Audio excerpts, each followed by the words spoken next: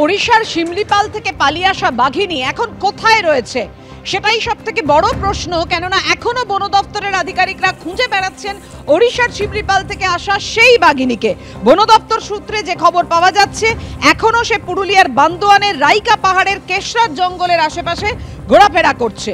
রহমদা গ্রামে গবাদি পশুদের ওপর হামলা হওয়ায় এই গ্রামের পাশের জঙ্গলে জাল পাতা রয়েছে এবং তার গলায় যে রেডিও কলার রয়েছে সেই রেডিও কলারের সিস্টেমের মাধ্যমে তার গতিবিধি জানারও চেষ্টা চালাচ্ছেন বন দপ্তরের আধিকারিকরা, যদিও বাঘিনীর দেখা এখনো পাওয়া যায়নি।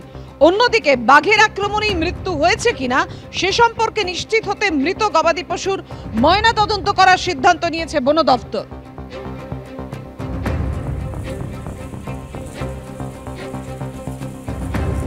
এই মুহূর্তে আমরা আছি বান্দোয়ানের রাহামদা শবরতলা এলাকায়।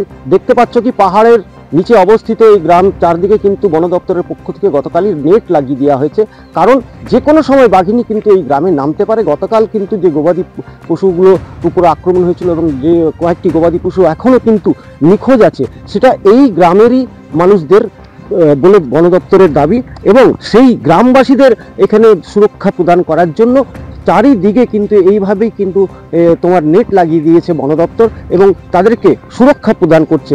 এখন দেখার কি কখন এই বাঘিনী বাগে আসে। হংসরাজ সিং, এবিপি আনন্দ, বান্দোয়ান, পুরুলিয়া। সবাই জানেন যে আমাদের এখানে নেটওয়ার্ক বেশি কাজ করে না, সঠিক লোকেশন ঠিকঠাক বোঝা যাচ্ছে না, এই কারণে যে এক জায়গায় লোকেশন দেখাচ্ছে আর এক জায়গায় ছাগল খাচ্ছে, এরকম একটা পরিস্থিতি একটা দাঁড়িয়েছে।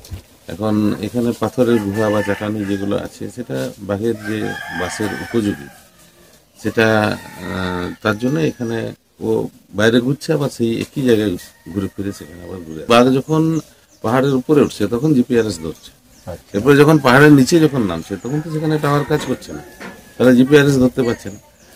তাহলে ওর যে সঠিক লোকেশনটা কোনখানটায় সেটা তো বোঝা যাচ্ছে না, তাহলে তার জন্যই এই সমস্যাটা হয়েছে।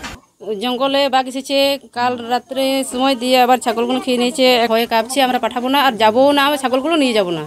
টোপ দেওয়া ছাগল সে ছুঁয়েও দেখছে না, কিন্তু চড়তে চড়তে জঙ্গলে যাওয়া ছাগল মারছে।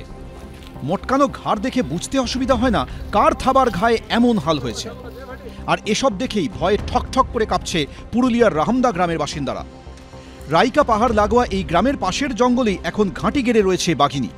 সেই ভয়ে কার যত ঘর থেকে বেরোনো বন্ধ হয়ে গেছে গ্রামবাসীদের। ভয় তো লাগবে, কে বাঘ আছে মানে ভয় লাগবে। বাঘিনীকে বাগে আনতে খাঁচা পেতে টোপ দেওয়া হয়েছে। ঘুমপাড়ানি গুলি নিয়ে তৈরি বন দপ্তরের ট্র্যাঙ্কুলাইজার টিম, কিন্তু রয়্যাল বেঙ্গলের হদিশ মেলেনি। ও গত দুদিন থেকে ওই একই জায়গাতে আছে। এই যে এখানে পোপো, লেধাশুলি, তার রাহামদা, এই গ্রামগুলোর উপরে যে হিলটপগুলো আছে, পাহাড়ি জায়গাগুলো, ওর মধ্যে থেকে ও ঘোরাঘুরি করছে আছে ওইখানে। মানে আমাদের খাঁচাগুলো ওই জায়গাগুলোতে টার্গেট করেই পাতা আছে। এখনও খাঁচাগুলোতে কাছাকাছি গেলেও আসেনি। গত 4 দিন ধরে ক্রমাগত এক জায়গা থেকে আরেক জায়গায় ঘুরে বেড়াচ্ছে এই বাঘিনী। শুক্রবার ঝাড়গ্রামের বেলপাহাড়ির শিমুলপালে কটাচুয়ার জঙ্গল থেকে, শনিবার কাকড়াঝুড়ের ময়ূরঝর্নার জঙ্গল হয়ে বাঘিনী পৌঁছয় পুরুলিয়ার বান্দোয়ানে কেশরার জঙ্গলে। পরে সেখান থেকে চিরুডির জঙ্গল হয়ে সে ফিরে আসে পুরুলিয়ার বান্দোয়ানেরই রাইকা পাহাড় সংলগ্ন জঙ্গলে। বাঘিনীর গলায় লাগানো রেডিও কলারের সিগন্যাল অনুযায়ী বাঘিনীর গতিবিধির উপর নজর রাখছেন বনকর্মীরা। ইমিডিয়েটলি আমরা বাঘকেও ডিস্টার্ব করছি না, মানুষকেও না, মানুষের যাতে আতঙ্ক না হয় সেই জন্য রাত্রে আমরা গ্রামে পাহারাদার রাখছি। আর ওদের যদি ছাগল গরু টরু খেয়ে নেয় তাহলে তার জন্য আমরা স্পট পেমেন্ট করে দেবো। কিন্তু ঘরের পাশের জঙ্গলে বাঘ রয়েছে এটা ভেবেই ভয়ে বুক শুকিয়ে যাচ্ছে লাগোয়া গ্রামের বাসিন্দাদের। ছোটা ছাগল হেরিয়ে গেছে কালকে, একটা ছাগল পাওয়া হয়ে গেছে, সেটা অর্ধেক খেয়েছে আর অর্ধেক মোবাইল পেয়েছে। তারপরে এখনো 5টা ছাগল নিখোঁজ। এখনো ঘটনায় আতঙ্ক ছড়িয়েছে এই রাহামদা গ্রামের বাসিন্দাদের।